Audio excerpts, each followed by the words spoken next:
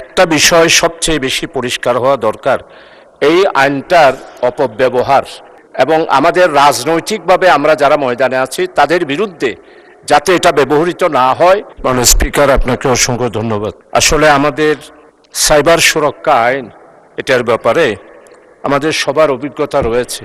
বর্তমানে যে আইনটা আমাদের মাননীয় মন্ত্রী মহোদয় এনেছেন, আমি টোটাল বাছাই কমিটি, আমাদের বাছাই কমিটি সহ স্থায়ী কমিটিতে যেটা আলোচনা হয়েছে টোটাল রিপোর্টটা আমি পড়েছি মাননীয় স্পিকার।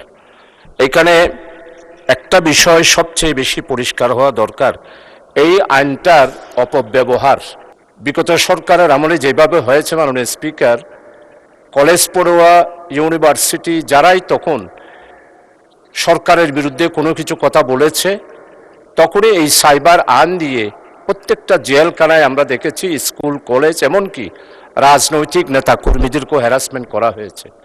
এই জন্য আমি এটা অধিকতর আরও যাচাই বাছাই এবং এটাকে সত্যিকার অর্থে আমাদের দেশের নাগরিকের, বিশেষ করে পলিটিক্যাল স্টুডেন্ট অর্গানাইজেশন আর পলিটিক্যাল কর্মী এবং আমাদের রাজনৈতিকভাবে আমরা যারা ময়দানে আছি তাদের বিরুদ্ধে যাতে এটা ব্যবহৃত না হয়, এই জন্য অধিকতর আরও জনগণের কাছে এটা, যেমন গত সরকারের আমলে সাইবার অ্যাক্ট যেটা হয়েছিল, জনগণ কিছুই জানতো না, দিবারাত্রি পুলিশের পক্ষ থেকে সাইবার অ্যাক্টের আন্ডারে মামলা দিয়ে গ্রেপ্তার করা হতো।